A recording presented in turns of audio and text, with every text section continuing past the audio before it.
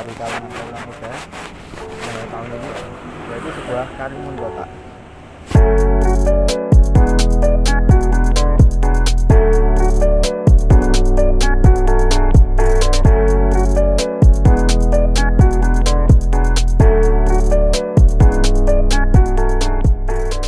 Kepada Gaplek Auto alias Mas Agung sudah meminjami Karimun ini, sehingga saya bisa sedikit review yang ada di Karimunnya Mas Agung.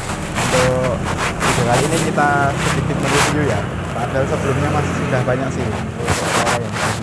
Kita review langsung aja mobil Karimun kotak ini. Langsung aja kita lihat di bagian depan. Mobil ini tuh bentuknya kotak seperti sabun, sehingga orang-orang itu menyebutnya Karimun kotak. Apalagi ini dari segi bumper, ada grillnya. Untuk yang ini kenapa grillnya krom? Karena tipenya GX, jadi komplit ada chrome-nya untuk yang GX, dan untuk yang DX tidak sama. Untuk lampunya ini terbuat dari plastik, sama ratingnya di sini ya, sennya namanya ada fog lamp. Terus kita intip bagian depan, mukanya itu jangan kotak, jadi Karimun kotak ya kotak. Terus ini ada kejutannya di sebelah sini. Untuk bagian depan posisinya seperti ini, sehingga kita bentuknya itu bingung juga kenapa ini bisa disebut kotak. Ternyata bentuknya memang benar-benar kotak dan seperti sabun, sehingga kami itu mencoba mereviewnya itu dari interior, eksterior, sama nanti untuk posisi berkendara. Nah, kita lanjut ya untuk bagian samping. Di bagian sini ada side markernya kanan kiri. Kemudian untuk bagian sini ada tambahan sehingga kelihatannya itu membuat lebih lebar. Kemudian kita cek untuk bagian kaki-kaki. Untuk ini sudah diganti ring 14 dengan ukuran 165/60 ya untuk bannya. Ini pakai HSR yang rata bodi, mantap sekali rata bodi. Kemudian kita untuk bagian samping, kita lihat di bagian samping ya. Di sini tuh ada antenanya. Kemudian ini palang air. Ini side bodinya sampai sini. Kemudian ini sudah dilengkapi dengan lag asli untuk yang tipe GX. Kalau untuk yang atas ini tambahan, ini dari Autorek bar dan tulis Autorek. Kemudian untuk kacanya ini ya, ini seperti bus ya, kotak sini seperti kaca bus, sehingga bentuknya memang benar-benar kotak. Dan ini untuk bagian belakang pun sama, menggunakan ban 165 untuk 60 ring 14 untuk bagian sampingnya. Kemudian kita tengok bagian belakang. Untuk bagian belakang di sini ada tempat buat bensin, bentuknya pun kotak, sehingga benar-benar mendeskripsikan benar-benar mobil ini bentuknya kotak. Kemudian ini di bagian belakang ada ketutupan juga karena ini tipe GX, sehingga ada wiper belakang. Kemudian ini ada emblem. Untuk bagasinya pun bentuknya itu seperti kotak juga, sehingga nantinya bentuknya memang benar-benar mengkotak ini mobil. Dan ini ada teralis. Ini hanger apa ini teralis ini aluminium bentuknya. Untuk yang tipe GX emang ada ini. Kemudian untuk yang paling unik itu di sektor lampu. Kenapa posisinya kok di bawah banget ini, padahal mobilnya ini kecil, sehingga kalau orang depannya itu, orang belakangnya maksudnya, mengikuti ini kan tidak terlihat ini kalau benar-benar nggak jaga jarak. Alangkah baiknya ini diberi lampu ketiga. Kalau yang ini sudah ada tambahannya untuk lampu ketiganya atau back lamp untuk keselamatan. Dan untuk Lampu-lampunya ini masih orisinil ya mobil ini. Kemudian ini mudguard, ini tempat platnya kecil, sama ini untuk tap knalpot seperti ini, dan bentuknya itu ini benar-benar kotak, hampir kotak. Ini tambahan sedikit garis trapesium ya. Untuk keseluruhan bodi samping dan belakang seperti ini. Kita intip bagian bagasi.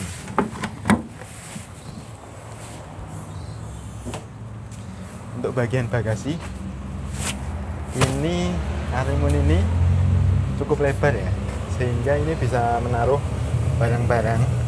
Dan ini ada third backlamp yang saya maksud, sama ini sudah menggunakan gas. Sama ini ada tambahan jaring-jaring dari Mas Agung, sehingga terkesan klasiknya dapat, wagon bukan klasik, terkesan wagonnya dapat banget. Dan kita coba untuk rebahin kursinya ya, kita lepas dulu.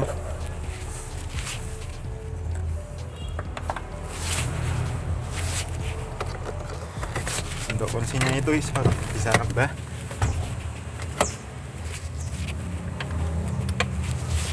Semuanya ini kalau dilepas headrestnya bisa 50-50 dan rata jok. Untuk bagian belakangnya seperti itu. Langsung saja kita intip di bagian interior pengemudi. Kemudian kita masuk ke bagian pengemudi ya. Di sini terdapat sunroof, lampu baja. Ini sunroof kanan kiri, sama spion ke belakang ini mungkin gantian ya. Tapi atau nggak tahu sih, cuma diplastikannya. Setir kemudinya ini sudah EPS hingga cukup enteng untuk perjalanan. Di bagian dashboardnya itu cukup landai, pandangan luas. Dan di kanan kiri ini karena tipe GX, sehingga sudah ada tombol-tombol untuk naik turunin kaca bagian depan. Tapi hanya untuk bagian depan aja yang sudah electric power, tapi untuk belakang masih engkol. Untuk di bagian sini ada kisi-kisi AC, ada speedometer yang sudah dilengkapi dengan RPM dan bensin setelah suhu serta odometernya. Untuk di bagian sini ada fog lamp, defogger, sama keturutan untuk bagian yang belakang. Di sini ada cup, kemudian ada power outlet atau untuk yang suka ngerokok. Ini ada. Untuk head unitnya ini sudah diganti ya, seharusnya kan masih kaset. Nah, ini sudah diganti pakai yang Android. Untuk segi penyimpanan ada beberapa pocket ya. Ini ada pocket kecil di depan, ada box di sini. Di sini ada tempat minum. Ini ada dua. Ini bisa dilepas ini. Ini ada tempat minumnya. Untuk bagian pintu di bagian sini ada kantong. Ini cukup bisa sih menaruh HP, tapi untuk minuman nggak bisa. Untuk posisi duduk cukup enak sih, tapi kalau bisa lebih turun lagi lebih mantap lagi ke posisi duduknya. Cuma ini emang proporsi yang sudah pas sih untuk naik starlet kotak. Kemudian untuk bagian sini ada tempat tersembunyi. Ini ada box untuk penyimpanan sepatu di bawah sini. Ini masih lengkap. Kemudian karpet masih ori, joknya itu pan ori, hingga plafon pun bersih. Untuk bagian depan pandangan cukup luas, dan mobil ini cukup enteng sebenarnya, mungkin karena cc-nya kan 1000 tapi mobilnya kecil, jadi untuk kecepatan cukup enak. Dan ini nanti ada jamnya di sebagian sini. Untuk bagian belakang kita langsung aja tengok untuk bagian yang belakang.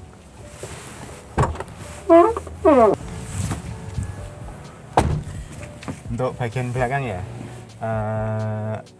di sini ada terdapat back pocket atau jok pocket bagian belakangnya kanan kiri. Kemudian ini yang unik ini, untuk tipe GX sudah lengkap dengan besi pegangan seperti ini. Ini berfungsi untuk gantungan baju bisa, atau untuk yang lainnya. Ini ada di kanan kirinya ya. Kemudian yang unik lagi ini ada settingan untuk naik turunin seatbelt. Ini terdapat di kanan kiri ya. Dan untuk bagian belakang untuk buka kaca masih handle karena dapatnya emang kayak gini dari dulu, sehingga posisinya itu manual untuk yang belakang. Dan untuk posisi duduk ini lebih tinggi lagi sedikit dari yang depan, tapi cukup enak sih. Untuk yang belakang ini masih bisa dilebahin lagi sampai dikit, karena ini tak pasang lagi dari susah. Ini bisa rebah dikit lagi untuk review yang belakang ini. Kemudian kita lanjut ke sektor mesinnya.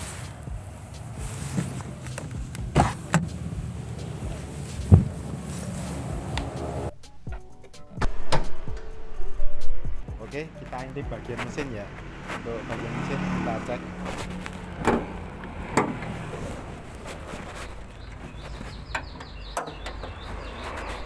Untuk mesin mobil ini menggunakan tipe mesin berkode F10A. Untuk kode mesin tersebut digunakan di cukup banyak mobil yang cukup terkenal di Indonesia, terutama Chery, Katana, Jiwu, dan Velosa. Dan mesin itu terkenal cukup reliable dan cukup bandel di kelasnya ini, hanya dengan 1000 cc, tapi mobil ini mempunyai torsi 100 Nm dan horsepowernya itu 50 sampai 52. Untuk kecepatan di jalan, mobil ini masih bisa menempuh 120 lah untuk kesehatan, untuk yang mobil benar-benar sehat ya. Tapi mungkin ada yang lebih karena mobilnya benar-benar prima. Untuk mobil ini sebenarnya sih bisa menempuh kecepatan tersebut, tapi kan untuk jalan dikit sudah limbung. Dan mesin ini masih menggunakan karbulasi, sehingga untuk setting harian masih manual, masih menggunakan tambahnya itu Delco yang sudah tidak platina. Untuk yang Karimun kotak sudah tidak platina tapi menggunakan CDI. Untuk keseluruhannya itu dan di boxnya itu untuk ini bisa digunakan di Karimun kotak, dan sudah menggunakan vakum di bagian AC sama lampu itu terpisah, sehingga konsumsi energi kelistrikan pengisiannya itu berbeda. Untuk mobil-mobil tua seperti Chery dan Karimun itu perpindahannya cukup signifikan, terutama di bagian elektroniknya ya, karena ini sudah bisa semi cuk pas idle awal, sehingga bisa membuat mobil itu lebih langsam setelah di start. Kemudian kita cek untuk impresi berkendaranya ya, langsung aja kita cek untuk impresi berkendara.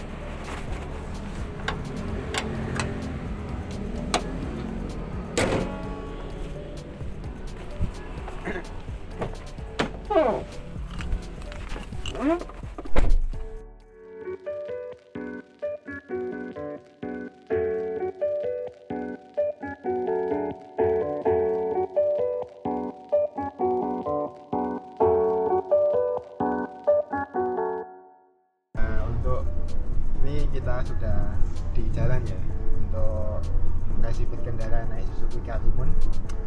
Ternyata cukup enak, suspensinya itu ternyata seperti perahu meskipun mobilnya kecil. Cukup enak deh. Ini saya bilang enak soalnya hariannya naiknya Motuba ya. Ini cukup enak sih. Untuk segi kekedapan pun cukup oke ya, dan jarak atapnya ternyata tinggi banget.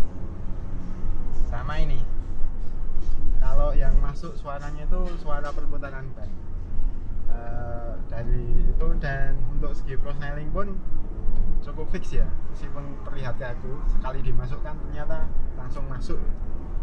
Dan ternyata pandangannya cukup luas karena kotak di depan samping ternyata cukup luas pandangannya. Oleh karena itu ini mobil cukup reliable sekali dipakai sama ibu-ibu muda khususnya, tapi harus bisa manual. Kalau nggak mau matic ya ini bisa jadi solusi. karena naikannya cukup enak banget ternyata. Dan untuk nyelip-nyelip di kota mantap sih.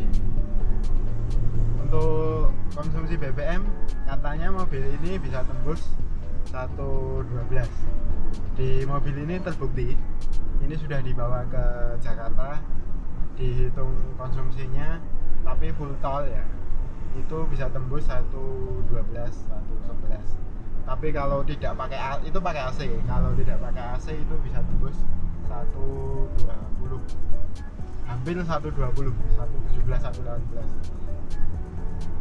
tergantung kaki juga sih.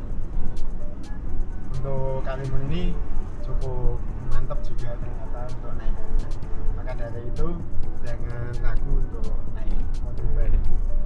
Enak kok, mobilnya cukup di luar ekspektasi, ternyata seenak itu. Oke, kita langsung saja untuk perjalanan pulang.